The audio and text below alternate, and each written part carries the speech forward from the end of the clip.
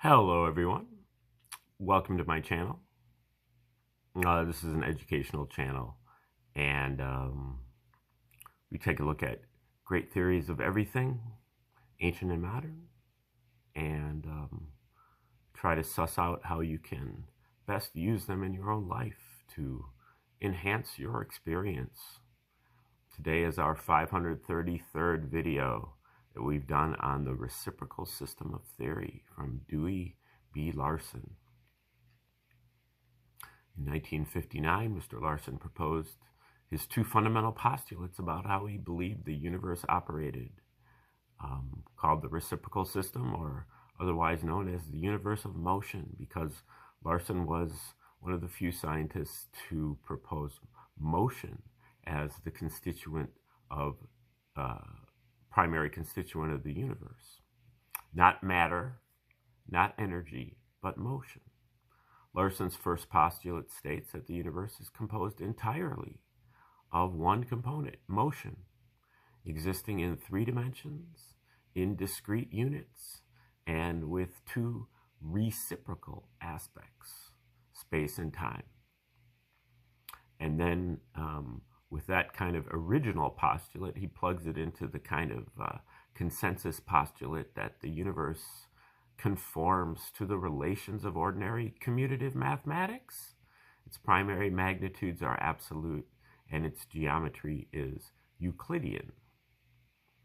Now, I have some disputes with that second postulate, and so do others that dabble in non-Euclidean geometries and non-commutative mathematics. But regardless, Larson used those two postulates to derive his theoretical universe. What his universe would look like if his postulates were correct.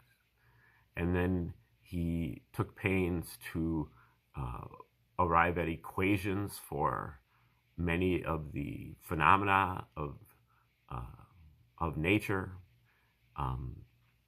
and turns out that his theoretical universe in many cases matches almost exactly the measured physical experimental universe of the modern scientist that they've compiled in their scientific tables. Now, when we say that the universe is made out of motion, Larson is referring in particular to a more generalized kind of motion they call scalar motion. Scalar motion is a motion that has a magnitude, but it has no specific direction. So that is like a balloon that you put dots on with a magic marker. As you blow up the balloon, all the dots will be moving away from one another. Every dot will be moving away from every other dot, meaning that every dot will be moving in every direction, outward. If you contract the balloon, they'll all be moving toward each other, but in no specific direction. So that is like a scalar motion. It's really like an inherent motion. It's the fabric of the balloon itself that is moving, and it's carrying all of the dots with it. So the motion is really just like emanating from the inside. And then also this relationship between space and time, which is a reciprocal relationship. You can think of motion, and therefore all of our scientific quantities, such as matter, energy, force, pressure, and so on, these are all fractions with space or time as the numerator and time or space as the denominator.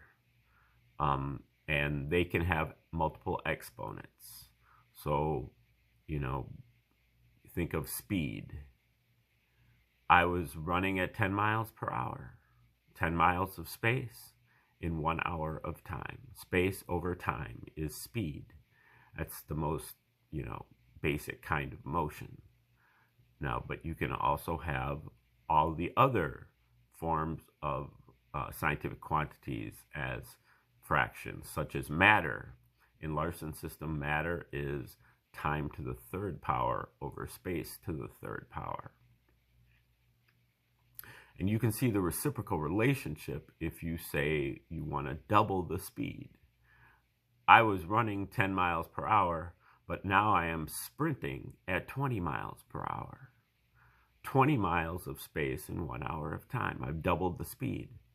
But equivalently, you can also say I was running at 10 miles per half hour, and that would be the same thing. So you can double the speed, double the space, or you can have the time. They're both the same because of the reciprocal relationship between space and time. There.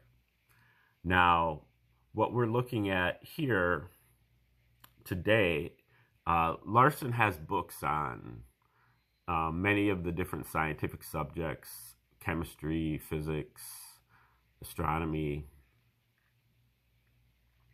But he also has some books on liberal arts, so-called stuff like religion and philosophy, psychology.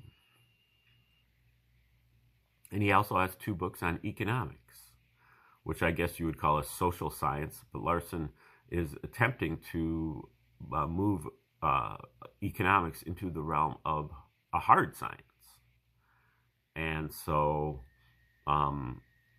we are looking at his book today on macroeconomics called The Road to Permanent Prosperity. And Larson articulates what he calls one of his followers called it econophysics, or the science of economics, as distinguished from the sociological economics school that Larson kind of critiques here.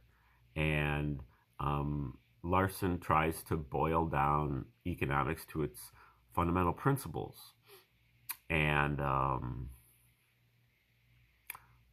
arrives at the idea first that the overarching law of economics is work or starve, and that there are 2. Then he kind of tries to boil it down, like with what he calls Robinson Crusoe economics, just economics of one person on a deserted island, and then he throws in another person to get barter, and to the second stage of economics, and then the third stage of economics is the introduction of money.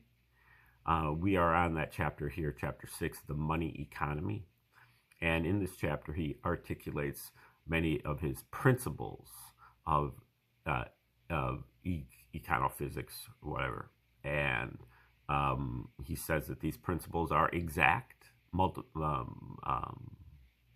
mathematically exact, and not subject to error.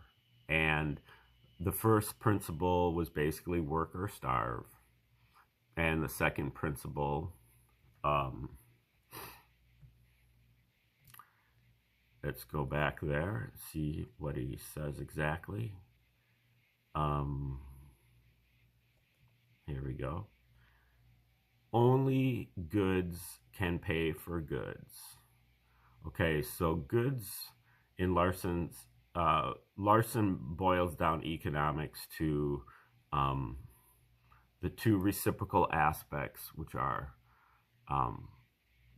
production and consumption. And those are both of goods. When it is the production of goods, Larson refers to that as purchasing power.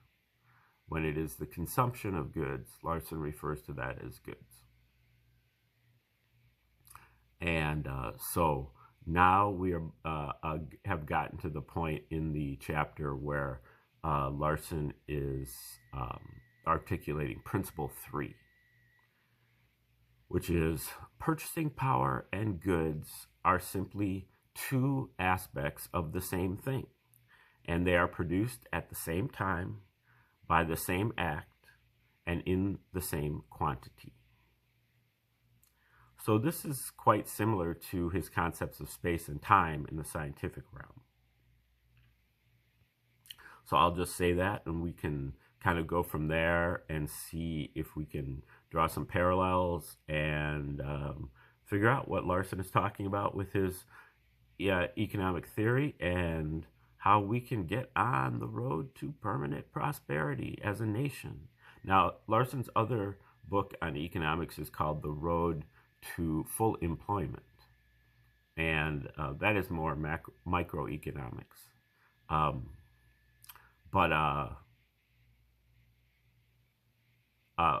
We will probably look at that at some point. But if you'd like to get a more thorough rundown of how the reciprocal system actually operates, especially, kind of in the scientific field, watch one of my earlier videos. I think the first 474 of them on this subject go into the topic a little bit more.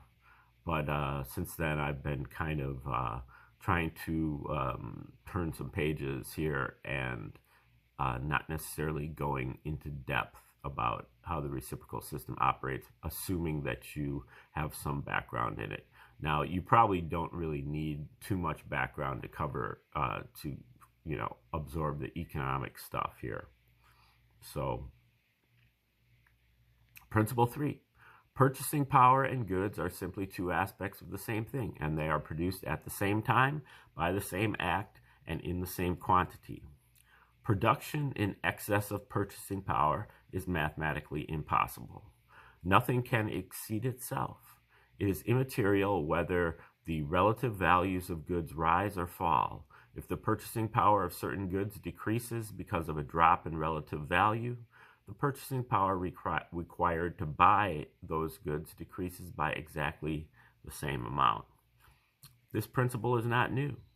It was first stated by J.B. Say, one of the early French economists, and is known as Say's law of markets.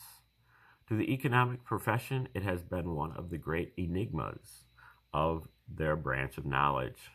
On the one hand, the law is so simple and logical that its validity is almost self-evident.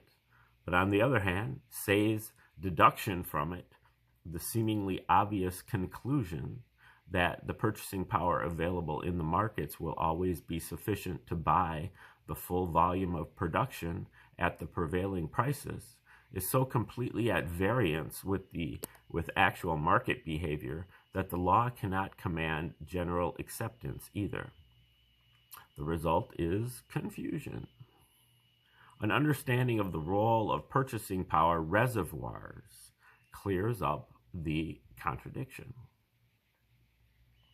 We can now see that Say and his successors misjudged his finding.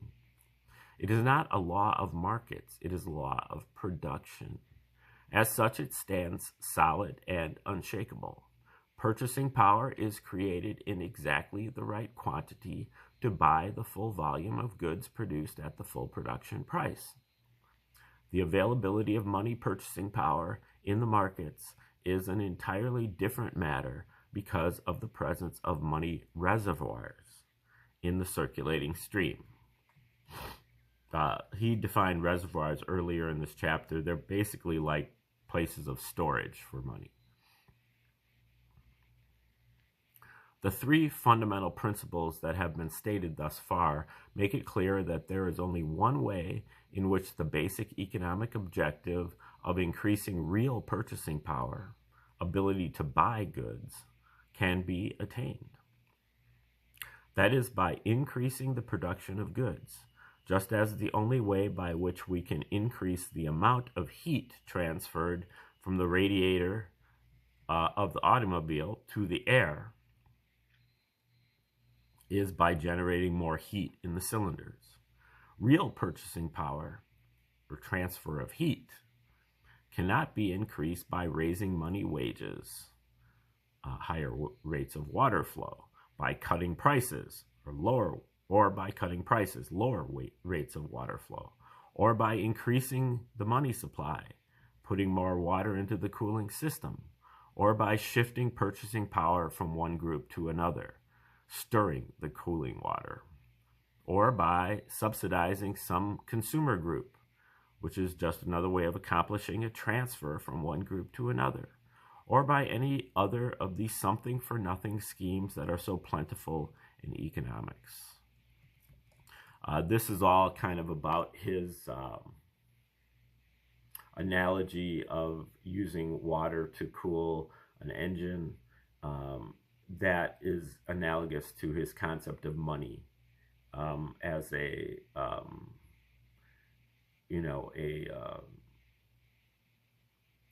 common denominator for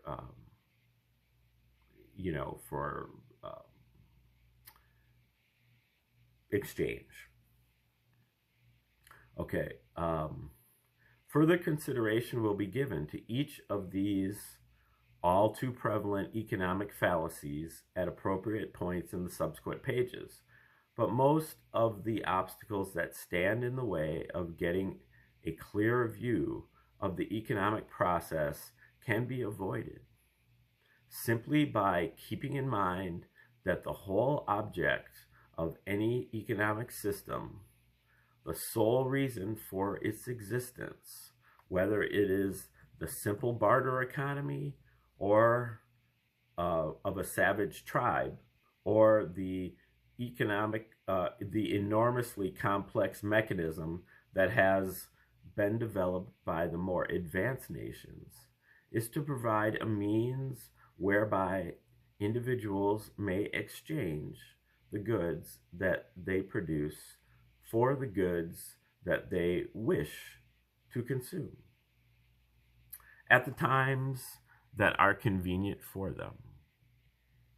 Another important result of the introduction of money into economic processes is that values are now customarily measured in terms of an arbitrary monetary unit whose relation to the true values, measured in terms of goods, is subject to continual variation. The true values, generally called real values, are widely used in economic discussions, but economic transactions in general are carried on in terms of monetary units, dollars, pounds, yen, etc. The ratio of real value to money value is the value of money, a quantity whose variations are responsible for many errors and misconceptions in economic thought among economists as well as among laymen. Most of the relations that will be developed in the subsequent discussion are just as valid in terms of money as in real terms, and the words price and value will normally be applied to both concepts without qualification. Where it becomes necessary to draw a distinction, such terms as money value and real wages will be used. To illustrate what the word value means in their terminology, economists often make some statements such as this. If one orange can be exchanged for 2 apples, then the value of 1 orange is 2 apples, and the value of 2 apples is 1 orange. Strictly on the basis of their definition of value as exchange value, this assertion is correct, but it gets us nowhere. It amounts to nothing more than a restatement of the definition in different words. However, the economist who makes this statement is doing something else with it. He is transferring conclusions reached on the basis of his own special definition of value to another totally different value concept when he says that the value of 1 orange is 2 apples. He is not intending to convey the idea that this is true simply because he has set up his definition in this manner. he is implying that the orange is worth 2 apples. That is, he is using the word value in its ordinary, everyday significance. The difficulty here is that whereas the statement is true but meaningless as long as the economist stays with his own definition, the switch to a new definition in midstream has made it meaningful but untrue. Even a child in kindergarten knows that if he exchanges 2 apples for 1 orange, he cannot get the apples back unless he offers more than 1 orange. The exchange made in the first place, the exchange was made in the first place because the orange was worth more than the 2 apples to the original possessor of the apples, whereas it was worth less than the 2 apples to the original possessor of the orange. Both parties to the transaction thus experienced a gain in values as a result of the exchange. And if the transaction were reversed, both would lose. Hence, it cannot be reversed. Economic transactions are irreversible. Here is the reason why it is essential to recognize the concept that we are calling value in this work, the amount that an individual is willing and able to pay for the goods in question. If we follow the example of the modern economists and attempt to carry out our analysis without the use of this concept, we not only have no explanation of this important fact that economic transactions are irreversible, we have nothing that explains why such transactions should take place at all. Present-day economic analyses take demand as their point of departure. Quote, "Let us start with demand," says Samuelson. "Everyone has observed that how much people will buy at any one time depends on price." End quote.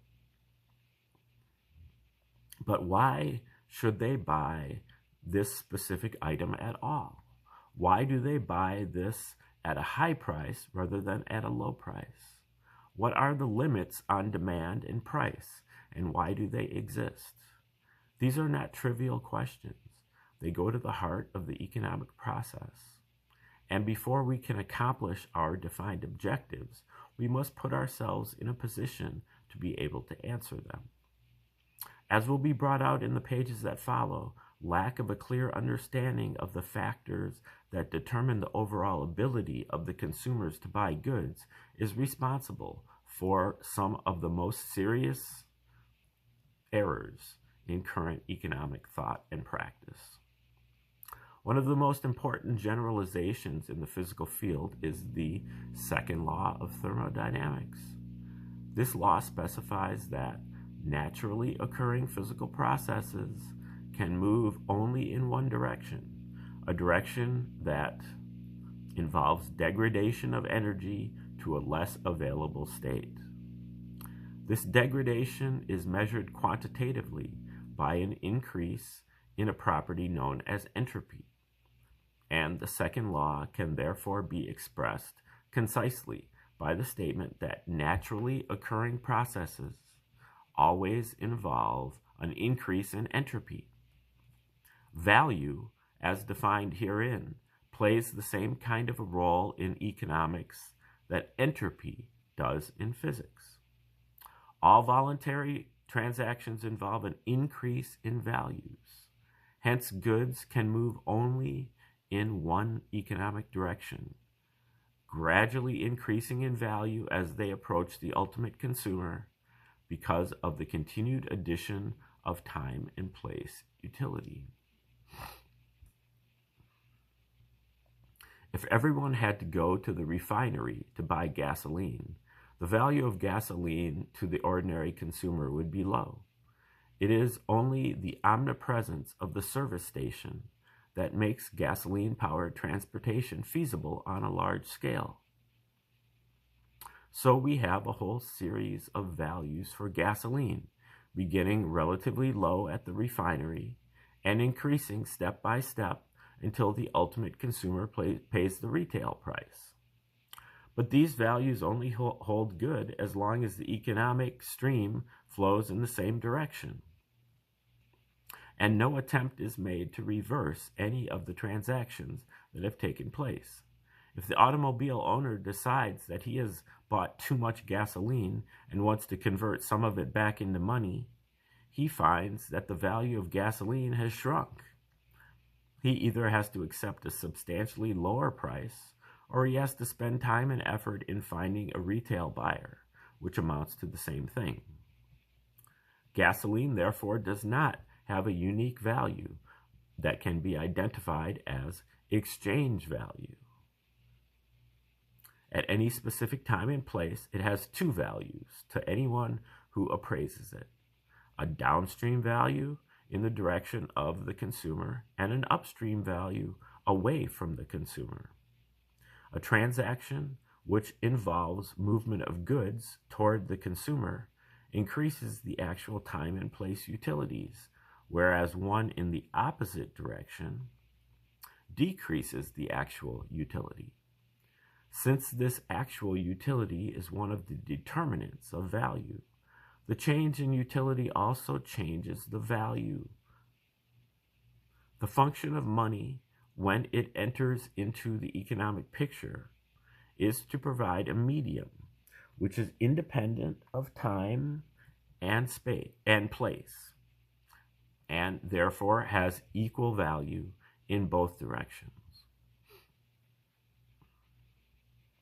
This enables producers to convert the value of their products as objects of consumption, including the full value of the time and place utilities, into a form in which the value is invariable, ideally at least.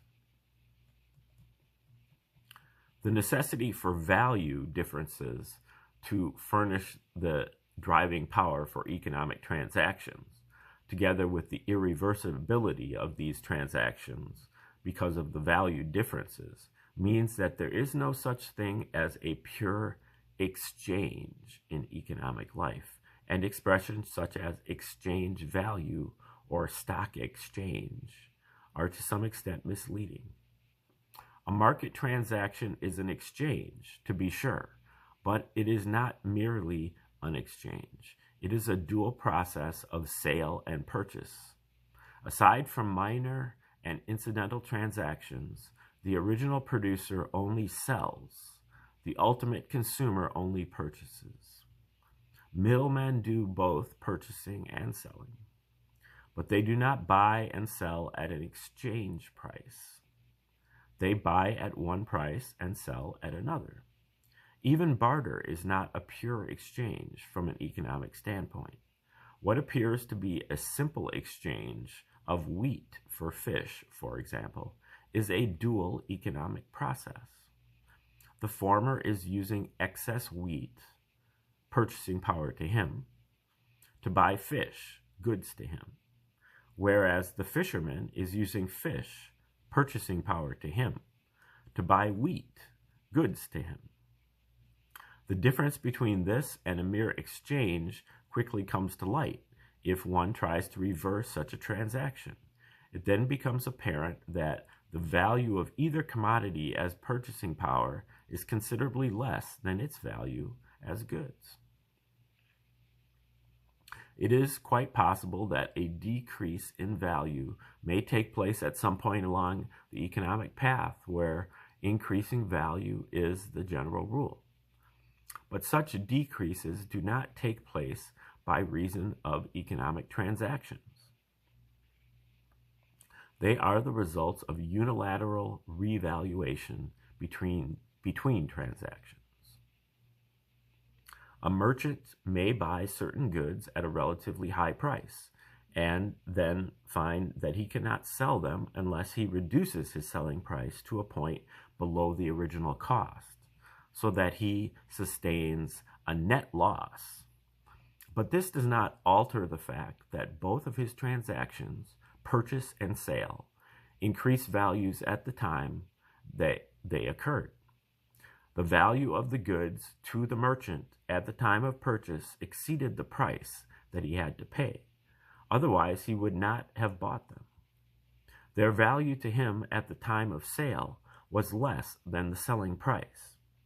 Otherwise, he would not have sold them. Both transactions increased values, but between the time of purchase and the time of sale, the merchant found that he had made a mistake, and he was forced to reduce his valuation of the goods. The difference between the value to the buyer and the value to the seller can be compared to the physical concept that we call force. Where appropriate conditions exist in the physical field, an unbalanced force causes physical motion. Where appropriate conditions exist in the economic field, a difference in values causes economic motion, that is, an economic transaction. Theoretically, any unbalanced physical force, a net excess in one direction or the other, will cause motion. In practice, however, this excess force must normally be great enough to overcome a certain amount of friction before movement is possible. Similarly, in the economic field, there is economic friction to overcome, and transactions do not take place unless the difference in values is sufficient to overcome this friction. The market transaction is therefore a complex event involving a range of values whose significance cannot be accurately reflected by any single quantity, such as the sales price or the exchange value.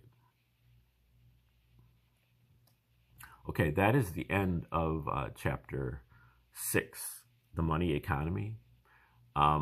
We will maybe revisit a little bit of this chapter just to go through the scientific analogies with the economics here. We've got the friction, we've got force, and then we have the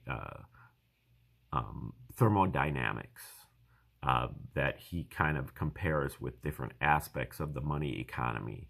We'll try to suss that out a little bit, just make it conscious so that as we move forward, we can keep those ideas in mind. Chapter 7 here is called Wealth and Capital, and we'll be starting that chapter tomorrow when we resume. So thanks for tuning in today, and have a